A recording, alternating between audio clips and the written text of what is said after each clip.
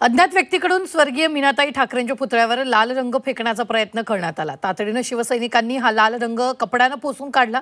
पुतळ्याची स्वच्छता शिवसैनिकांकडून करण्यात आली। तसंच पुतळ्याला शिवसैनिकांनी हारही घातला।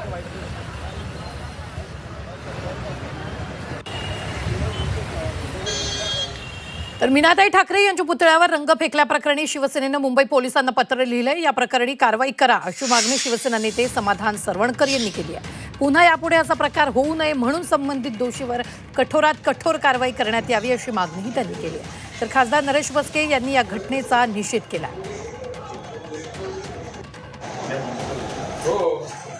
छत्रपती शिवाजी पार्कमध्ये आज सकाळी मासाहेब मीनाताई ठाकरे यांच्या पुतळ्याची जी काही विटंबना झाली आहे याच्यावरती गुन्हा दाखल करावा या गोष्टीवरती व तातडीने ज्यांनी कोणी हा प्रकार केलेला आहे ह्याला अटक करावी। याआधी देखील असा एक प्रकार झालेला होता, त्या पुतळ्यावरती अशाच प्रकारे काही विटंबना झाली होती। त्याच्यामुळे ही गंभीर बाब असून या पुढच्या काळात अशी घटना घडू नये म्हणून आम्ही मागणी करत आहोत की त्या व्यक्तीला ज्यांनी कोणी हे प्रकार केला असेल त्यांनी त्वरित अटक करावी।